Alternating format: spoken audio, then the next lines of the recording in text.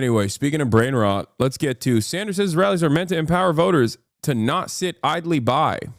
And we have the NPR 37-minute listen. Young male voters shift right. Can the left compete in the battle for the bros? Have you heard of China's greening their deserts? Really cool. Yes, I have. I have been following. I know everything that's going on. I know all the Chinese tech. Whether it be Chongqing videos about, you go underground into the tunnels and then all of a sudden you come out of the tunnels and like, boom, it's like, oh my God, you're still on a mountain. Whether it be that, whether it be the greenification of the desert tech. I'm following the Chinese tech, dude. The bad empanada video pissed me off so bad I had to turn it off. He mischaracterizes you so badly. Which one? The one where he says Zionists use go to Gaza as a new death threat? Because I don't think is he mischaracterizing me in this one? Maybe. He's got smoke for everybody. He's got smoke for me too. It's all good. I don't really care. More power to him. He's a crazy man. We're gonna have disagreements. It's all right. Chatter is overreacting. It's all good. There's no reason to overreact on people that people that have disagreements with me. And there's also a lot of people who disagree with me recently. There's a lot of people who disagree with me recently about what I've been up to.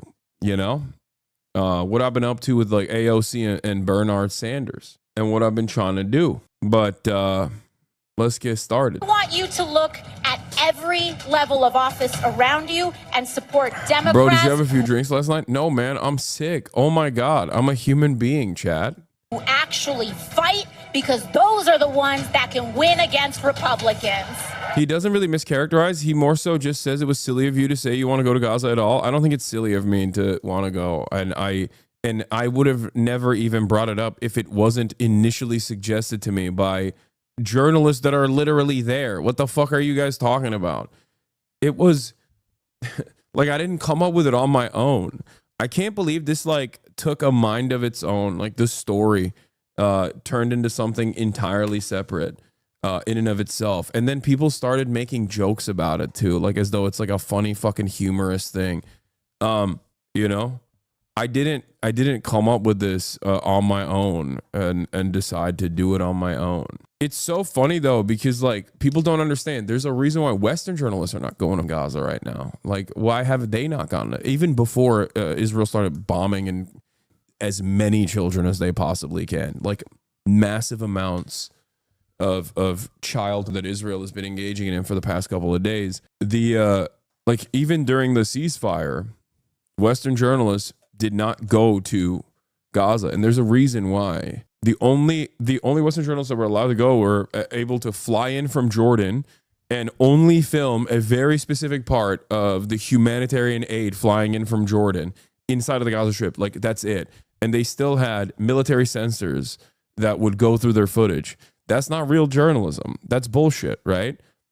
And there's got to be a reason for that, right? I know, nephew, collab with assignment. We're probably not going to look at that right now. I would not be telling you the truth if I didn't tell you that within the Democratic Party, there are billionaires who have undue influence. Democrats have turned their backs on the working class of this country. That was Senator Bernie Sanders and Congresswoman Alexandria Ocasio-Cortez drawing more than 30,000 supporters in Denver on Friday. I was there and spoke with Senator Sanders after the rally about whether the Democratic Party can do anything to slow President Trump's agenda. Bernie is back. Hey, Mr. Trump, people fought and died to create a democratic society. You're not going to take it away from us. I mean, he is. 83-year-old independent Senator Bernie Sanders is drawing crowds like even bigger than he did as a presidential candidate. Feeling the burn. Yeah. For the past month, Sanders has taken his fight against President Donald Trump on the road. He's billing it the Fighting Oligarchy Tour. We will not allow America to become an oligarchy. In Denver, the anti-Trump sentiment was strong. Oh, I think it's a disaster. And he talks about he has a mandate. He never had a mandate. But so was the frustration with Democrats. How's the Democratic Party doing challenging this? They got to be a little tougher. Quit being a bunch of doormats. It feels like we're left stranded when everything feels like it's crumbling. Tour's western swing, Sanders was joined by New York Congresswoman Alexandria Ocasio-Cortez. He has handed the keys of the federal government to Elon Musk and is selling off our country for parts to the richest people on the planet. More than 30,000 people showed up for their joint appearance in Denver. Look, as you know, when you run for president, you do a lot of rallies, and we've done a lot of big rallies. 30 is by far the largest rally I have ever done, and nobody's running for office. That tells you something. So what are you trying to accomplish with this tour? I'm trying to make it clear to the people throughout the world and throughout our own country that the American people are not going to sit idly by and allow Trump establish an oligarchic form of government where Musk and other billionaires are running our government. And we're not going to sit back and allow him to form an authoritarian form of society, undermining the Constitution, freedom of speech, freedom of assembly, and undoing what the founding fathers of this country did in the 1790s, separation of powers, making sure that no one person had an extraordinary amount of power. And that is precisely what Trump is trying to do. He wants it all. He doesn't want Congress. He doesn't want the media. He doesn't want the judiciary. He wants all of the power. We cannot allow him to have that. Well, I hear you telling people out there, fight back. What do you mean, though? How do they fight back? Well, it's the question. We're working on it right now. But I think simply, first of all, coming here and showing the world that I think Bernie Sanders especially, I wouldn't even say this about AOC, but Bernie Sanders especially should be bolder and more courageous and not shy away from, saying the S word a little bit. I like this is common sense, this is common sense rhetoric. But like the stuff that like AOC's team is writing for her in terms of my opinions are not ones that are extreme or radical. It's not in the Communist Manifesto. I have these opinions because I care about like workers or whatever. Like you don't have to shit on like. You don't have to run around and be like, I'm a card carrying communist. I'm a Maoist third worldist or whatever. That's not the expectation, right? But there's no reason to present yourself as like anti-communist because it falls back into the same framework. I say this about Democrats across the board, for the record, not just AOC, even though it's worse when it's someone like AOC who's supposed to be like a person who ran on the Democratic Socialist ticket, right? DSA. When I don't even think Nancy Pelosi should be coming out and being like, I'm not a socialist, I'm not a communist, fuck communism, fuck socialism. I think that's a self-goal. Like, that's a self-own. And the reason for why I think that is because Republicans use this as a rhetorical tool to disparage you regardless. Whether you say you're for socialism or against socialism, they say socialism bad. You repeating socialism bad as a tactic is not going to cause people to look at you and go, okay, well, they're saying they're not socialists. Now I like them. They just simply still think you're a socialist. Like half the country still thinks you're a socialist and that it's a bad thing, right? It was ironically Pete Buttigieg that said one of my favorite things about this a very long time ago, I think when everyone was like trying to present themselves as much more radical, where he said, what was it? What did he say? He said something along the lines of like, Republicans call us a socialist. They, whether or not we are advocating for socialist policies or not advocating for social policies, I don't care about this distinction. I just want to do right by the working class. Something along those lines, he said. And there is no reason to adopt conservative and reactionary framework that implies that socialism is a bad thing or communism is a bad thing across the board, especially because... Get out there. Yeah. Oh, Tim Walz also said this as well. Tim Walz said something similar as well. So no. Pete Buttigieg said that back in I remember very clearly Pete Buttigieg saying something similar to what Tim Walz has said as well. Trust me. Yeah, here. GOP will call us crazy socialists no matter what our policies are. Yep. Time to stop worrying about what the Republicans will say. Look, if it's true that if we embrace... I mean, he is a very skilled orator. His policies are awful. And I think he's a demon. I think he's a neoliberal demon in general. But like, as a skilled orator whose father is like the formative guy who translated all of Gramsci's works as a Marxist, I guess he like accidentally figured a couple things out. But a far left agenda, they're going to say we're a bunch of crazy socialists. If we embrace a conservative agenda, you know what they're going to do? They're going to say we're a bunch of crazy socialists. So let's just stand up for the right policy, go out there and defend it. That's the policy I'm putting forward. Now, ironically, he wasn't putting up any policies that were defensible, but regardless, that it's just like, it does not matter. It does not matter what Republicans say. They call Jeff Bezos a socialist, man. You're so stupid if you think that like Republicans are going to be honest and stop using socialism as a pejorative. Trump uses Palestinian as a pejorative. Get out there, reach out, make the case. And for one thing, don't ever shy away from our progressive values. One person's socialism is another person's neighborliness. Yep. Great way to frame it. Tim Walz, my goat. So I think it's a mistake. My expectation is not for AOC to run around with the little red book attached at the hip, right? That's not my expectation at all. However, my expectation absolutely is that you don't adopt the framework of the right. Never adopt the framework of the right. Never adopt your enemy's frame of reference. No. They do not live in this plane of existence. They do not live on the same planet as us. They have created their own version of events for virtually everything. I find it very silly that these guys who are increasingly more manic, increasingly more insane, are able to dominate discourse in a very aggressive manner. Yeah, Summer Lee said that, and AOC agreed with Summer Lee back then. You know, they're going to call you socialist anyway. There's no reason. There's no reason to like reject socialism. It's just so stupid. It's so dumb. It's so silly. Don't do it. I don't think you should ever do it. You should never concede on your opposition's framework, especially when your opposition is the Republican Party, especially when your opposition is the modern Republican Party that basically makes everything up. Okay? They make everything up anyway. There is no reason to go, hey, gotta hand it to those guys. They made this shit up so good that a lot of people believe it now.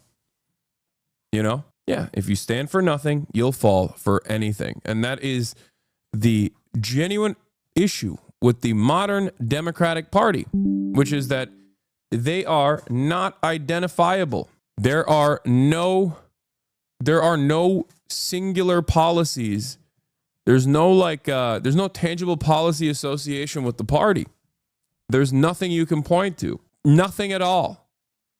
And that's a real issue. And that actually presents a unique weakness that the Republicans exploit all the time. That's why they can just be like, these guys, they only care about giving Guatemalan migrants bottom surgery in prisons or whatever, right? It's like shit that the Trump administration also did. Like, who cares? It's not like a big part of it's not really breaking the bank, right? They can hyper focus on like random things and belittle you and bully you and make you stand for whatever issues they claim you stand for if you don't have any positive issues that you are presenting to the broader public. This feels like shadow boxing, though. No, this is a minor note that I heard from AOC in her speech at the Nevada rally, where she said this line that now she's using in her emails as well, which is like, my opinions are not, extremist radical opinions. They're not, I didn't get them from the Communist Manifesto, implying that the Communist Manifesto is like a radical extremist piece of work. It's actually because I care about labor. And I get what she's trying to do there, right? Like, I understand what she's trying to do. She's trying to say, like, these are common sense opinions. But the best way to do that is not by disparaging like the Communist Manifesto or socialism in general, right? Like, disappointed to learn today AOC's email list that reading the Communist Manifesto makes me extremist. Fox News and the right wing would have you believe that my American values are something out of the Communist Manifesto, but I don't believe in healthcare, labor, and human dignity because I'm an extremist. I believe these things because I was a waitress, which is like, I think that line without the Communist Manifesto is fantastic. I don't believe in healthcare, labor. Like, right wingers would have you believe that caring about healthcare, labor, and human dignity is an extremist value. But I don't believe in those things because I'm an extremist. I think they're the extremists. I believe those things because I was working class is like totally a solid way to reframe the conversation. You don't have to like associate Marxism and socialism with extremist values, especially because they will consistently keep using that as a weapon against definitely AOC and everybody else. They use it against Nancy Pelosi. They even use it against the likes of Jeff Bezos. So there is no reason to ever adopt that framework. I said this during the anti-Semitism and the protest debacle that was taking place, and Kamala Harris was like, anti-Semitism at these protests completely unacceptable. You cannot burn an American flag. It's like, why are you taking ownership over that? Republicans never take ownership over actual radical issues, right? Like actual insane shit that their base of support is actively on board with. They provide cover for actual Nazis. There is no moral equivalence between socialists and Nazis, okay? I'm not saying that. But if there's like supposedly this golden mean, this center of American politics, and you have Nazis on the one side and you have socialists on the other, which again, not a real moral equivalence here. There's no moral equivocation between, neo-Nazi sentiment and socialist sentiment. Obviously, that's why I can openly say that I am a socialist, whereas Nazis can't really openly say that they're Nazis unless they're now on Twitter, and now they do say that they're Nazis, but even then they try to hide it sometimes. Basically, my point is there's never a reason to own what the right is claiming is what your fans are doing. There's no reason to do that if you are reaching a broader audience. There's no reason to take ownership over it and defend it even. Just don't even talk about it. Who cares? Deflect. You're a politician. You do it all the time. Politicians deflect expertly all the time when it comes to issues that will tangibly materially improve the working class. They're so good at deflecting away from, hey, when are we going to get health care? Why can't you deflect away from this? Perhaps the reason why, and this is not for AOC, this is not my criticism for AOC at all, but the reason why someone like Kamala Harris or many others don't actually deflect away from that is because they agree. They don't fuck with socialism, and they also think that they should be the controlled opposition that stops any sort of more left populist movements from developing in this country. But if you are Bernie Sanders, or if you're AOC, if you're Summer Lee, if you are a member of the squad, you should never, ever in a million years stand in opposition to more radical elements within your base of support. That's part of the reason why I also stray away from routinely criticizing people to the left of me, right? Unless there's someone that is engaging in reactionary thought, like the MAGA communists or whatever, and even then I rarely talk about them, despite the fact that they're up my asshole on a regular basis. The reason why I don't talk about them in general, the reason why I don't talk about people to the left of me in general, is because I see no value in criticizing them, because they're moving the needle in their own way in a direction that I think this country should head, right? Like I'll make jokes about ultras, Marxist, Leninists, anarchists, and everyone that's ostensibly on the anti-capitalist side of things, but those are just like light ribbing. It's not, I don't have like a sincere reason to despise them or anything like that. I don't care. It's just like at most a nuisance. You know what I mean? You just advocate for solid policies that materially improve American working class the lives of the American working class. That's what you need to do. Is that your way of apologizing to anarchists, or should they still be mad at you? Oh, shut up. I don't care about anarchists getting mad at me. There's plenty of you in here right now. And you keep coming back because I keep spitting that hot garbage you like, okay? Give me a goddamn break. It would be so simple to just reframe their argument as if being pro-labor is a Marxist position, then every service worker, electrician, factory worker, and nurse is a Marxist. People calling this a Marxist policy is trying to scare you, trying to hurt you. Yeah. One must ask the question why this is so scary. This is such a scary opinion. One must ask the question why.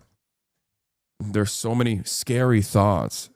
Like the Communist Manifesto, the Communist Manifesto is a pamphlet, dude. It is like the easiest read of all time. It's a couple pages. Everyone should read it. You don't have to agree with it if you don't want to, but you should still read it and you should learn about it. Why are you so afraid? Like what? Ooh, scary. You're going to agree with it? Oh no. And Americans are not going to sit back and take what Trump is doing is a good step forward. But obviously what we need to do is what neither political party is capable of doing right now. And that is develop a strong grassroots movement prepared to run candidates, prepared to stand up and question candidates, demand responsibility from their elected officials to stand with working families and not just the 1%. I've been covering you for a long, long time. I've heard you railing against millionaires and billionaires for a long time. Hey, guess what? Is it different? Turns out a few other... You don't need to read the manifesto. There's better, smaller size reads. What are you talking about? The Communist Manifesto is the small size read. I'm not saying read Das Kapital. I'm saying read the Communist Manifesto. The Communist Manifesto is the bite-sized version. What is shorter than that? Sharing is caring. It will take you maximum half an hour if you're a slow reader. Like people are catching on to that, right? Yeah. I have been talking for many years about this country moving toward an oligarchy. And I think anybody who is not dumb, deaf, or blind is seeing precisely what is happening. Trump's inaugural, right behind him. 3 wealthiest guys in America. You know, Lincoln talked about a government of the people, by the people, for the people. Remember? Well, we got a government of the billionaire class, by the billionaire class, and for the billionaire class. That's what we have. So we're about 60 days into the Trump era, the second Trump era. How would you... So you're a reformist? Only policies will deliver change? No. I always maintain, and I've told everybody this over and over again, that if you want to instill class consciousness in a country that is incredibly reactionary, like the United States of America, you have to use the appropriate venues that you have. You have tools at your disposal. Okay? Obviously, social democracy, look to Europe, is not this infallible, perfect utopia because it will inevitably crumble under the pressures that exists here in the United States of America as well. But go ahead, run around talking about how much of a how there's a need to build a vanguard party so we can violently overthrow the dictatorship of the bourgeoisie right now, and see how far you get with that. You know. My goal is I look at the current situation. I look at messaging. I look at the current material conditions, and I look at the attitudes that the American working class has. Many people here in this country have no understanding of their class position. They just don't get it at all. So I think, especially right now, the most significant thing to do is to get them to recognize their class position. That's what I focus my efforts on. And I think it's important for people to recognize that. And it's important for people to organize. So there is a network that isn't just the Democratic Party, a network that can apply pressure to at least one of the two parties in this duopoly, or maybe another party that you could create potentially down the line. But you need people power to back that. Let's continue. Grade the Democratic Party's response? Well, I would take us back even 2 years before that, before Trump was elected, and saying that it saddens me that when the Democrats had control of the Senate, they did virtually nothing for working people. And I have to say that I'm a member of the Democratic caucus as an independent. So I'm not going to lie to you and tell you otherwise. Yeah. And since then, do I think the Democrats have been effective in rallying the American people in stopping Trump's movement toward oligarchy and authoritarianism? No, I don't. Is there anything that you think Trump has done right? Yeah, I mean, I think cracking down on fentanyl, making sure our borders are stronger. Look, nobody thinks that illegal immigration is appropriate. And I happen to think we need This is the part that was not great. comprehensive immigration reform. But I don't think that it's appropriate for people to be coming across the border illegally.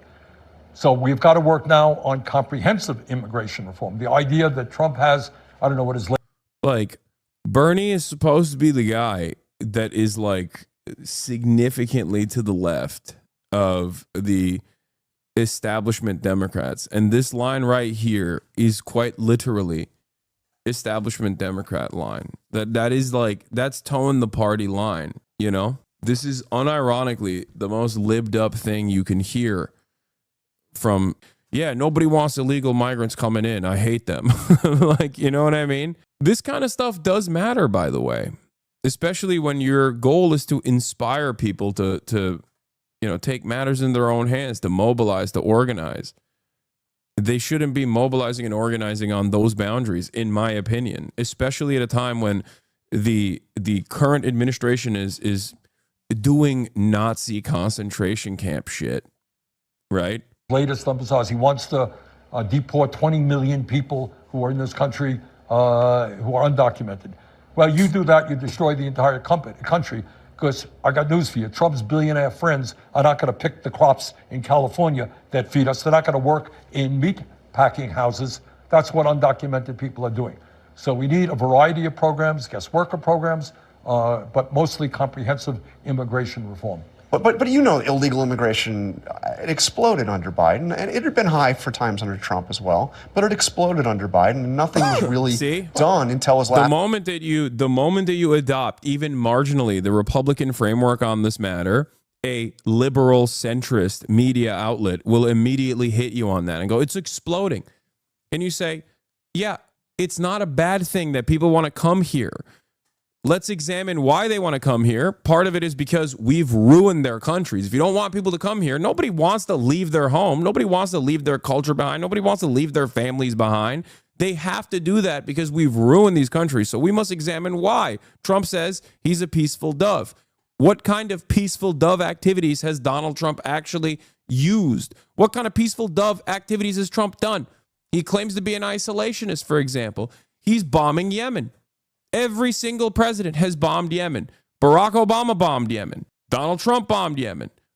Biden bombed Yemen. Now Trump is bombing Yemen again. How is that peaceful dove activity?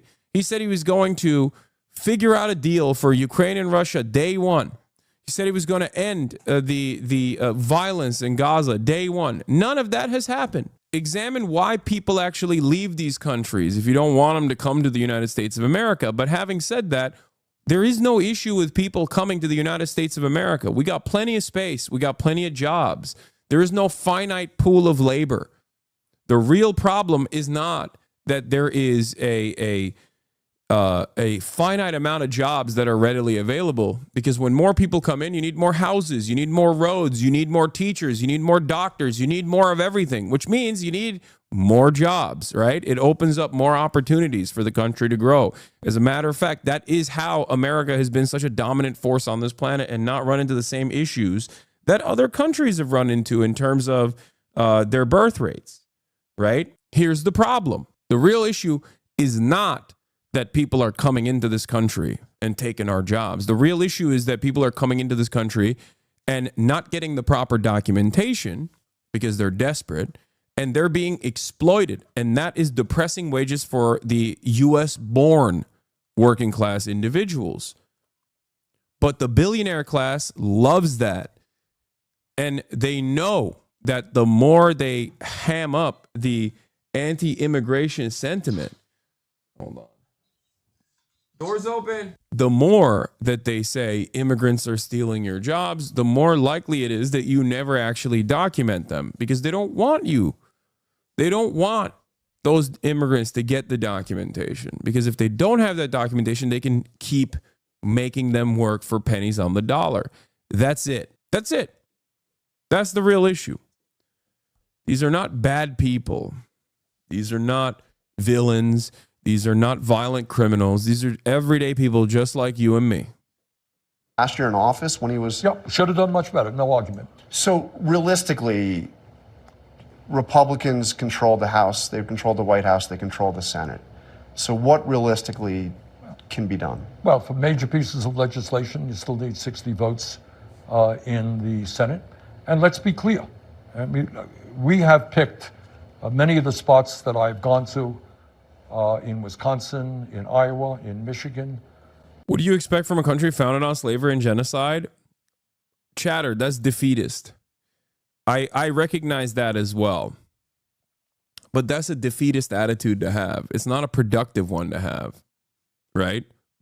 When you're like, oh, America's just racist. It's like unfixable, unsolvable. Okay, so what do? Nothing? We just step aside? There's no reason to have that conversation other than to say, I told you so, I guess. It might feel good to be like, I was right, and I told you so, and I knew that this was the case. Okay. You know?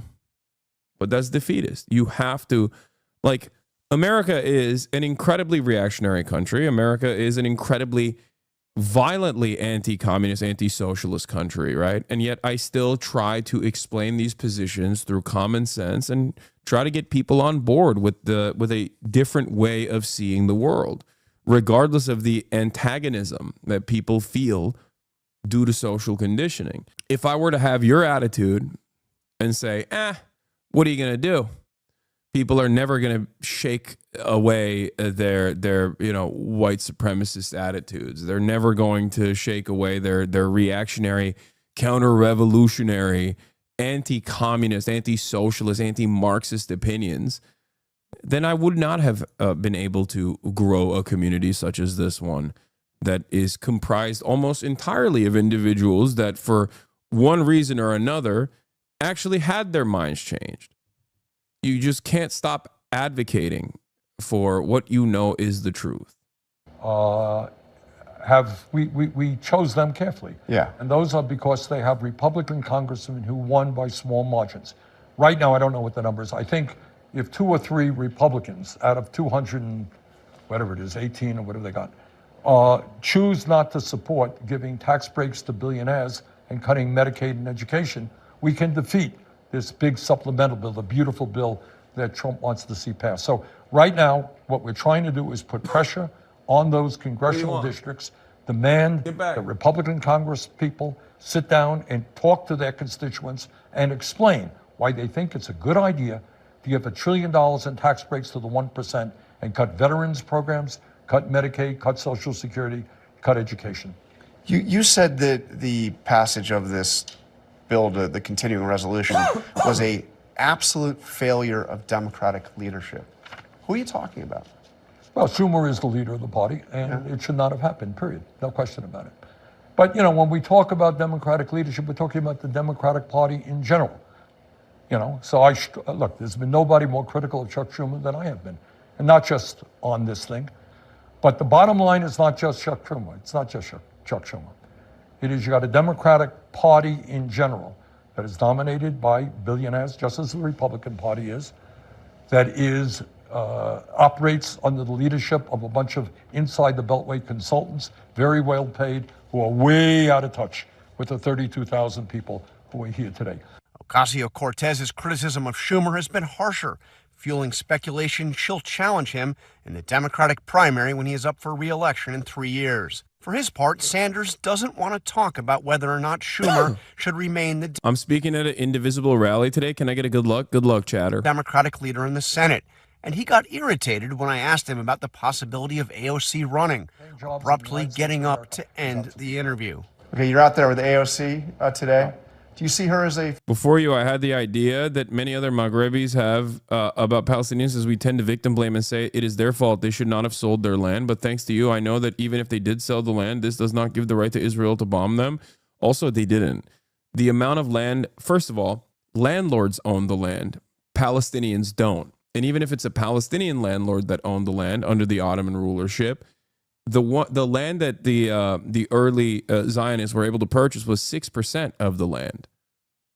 6%, and it wasn't even like good land either. So the idea that like Israel actually by the books legally created its country is a lie.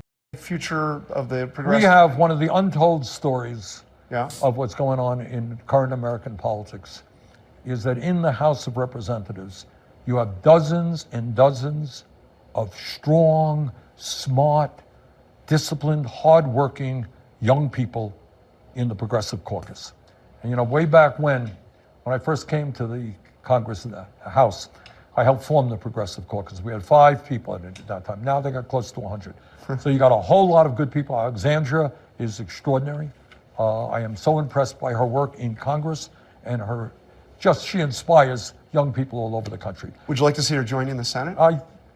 Right now we have, as I said, just a whole lot of people in the Congress. Okay, Jonathan, thanks. Wait, I got one more. This is important. Well, I asked you. Okay. You know, you want to do nonsense, do nonsense. No. I don't want to talk about inside the Beltway stuff. I got 32,000 people. I was just asking you about AOC because she was out there with you. No, fine, but I don't want to talk about this. What was the last question? I was just going to ask you one more question about you. I mean, that's all. I was literally your last. What is your question? Well, I mean, it's easier to.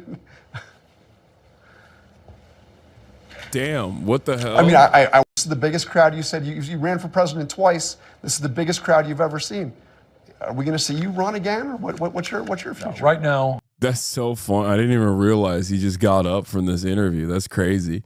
I am very proud that the people of the state of Vermont sent me back to the Senate with 63% of the vote. Right now, I'm Vermont senator. That's what I do. Yeah. The reason why he got mad is, you're correct, Lightbender. My mom wants to know why he got upset during this interview. I told her, in my opinion, it's because he's trying to stay on message while they're more concerned about who the Democrat leader is. Kind of like how you cover a topic and a chatter comes about drama bait. Yeah. No. As a journalist, his job is to get like journalists and clip farmers operate in a similar capacity. By the way, speaking of clip farmers, oh my God, look at this. I'm getting botted again. Anyway, fantastic.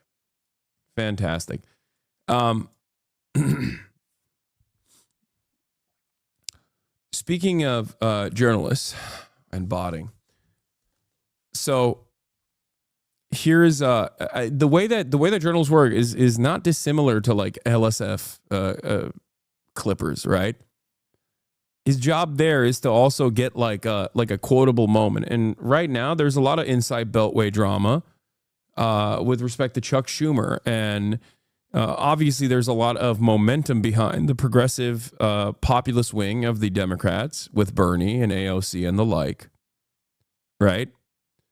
And and there's a lot of anger and resentment towards Chuck Schumer. People are asking, will AOC actually thwart Chuck Schumer?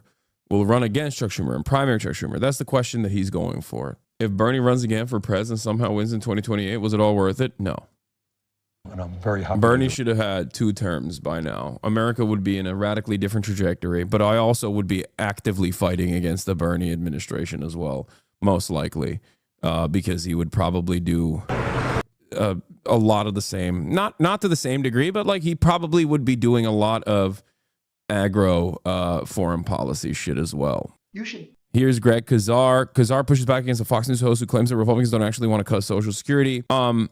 There has been a little bit of disappointment from Kazar, I'll admit, because I really like him. I really like him a lot, and I was a little upset that he did not endorse Zoran, but you know, we'll see. And I do think that, like, dude, with the Palestine stuff, it's just like it is Zoran. He endorsed the other. There's a New York mayoral race happening. He endorsed the other progressive person, and also like progressive Dems have to cut the shit with Palestine. They can't. They cannot avoid the issue of Gaza. It is an incredibly important issue for the youth in this country, and it's just an incredibly important issue in general. It is like a major contradiction. It is a major contradiction. Israel's favorabilities are at an all-time low. Americans are frustrated.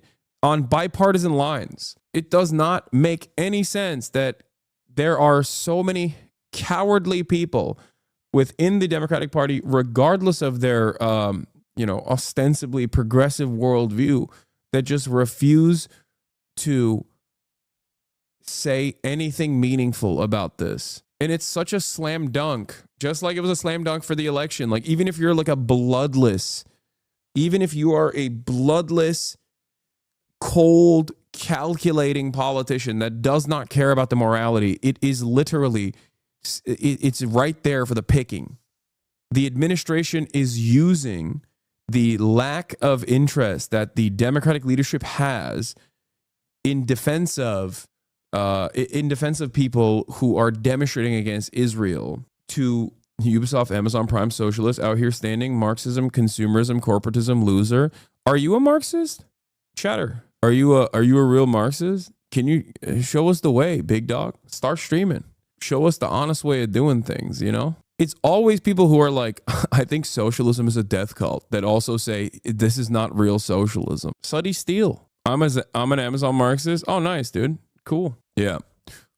Marxism implies you cannot have job retention, because ultimately every company you work for is going to be, especially in the sector of entertainment and news media, virtually every company that you associate with or that you're a wage laborer for is going to be a fucking hyper exploitative company. You know, my alternative is Google if it's not Amazon.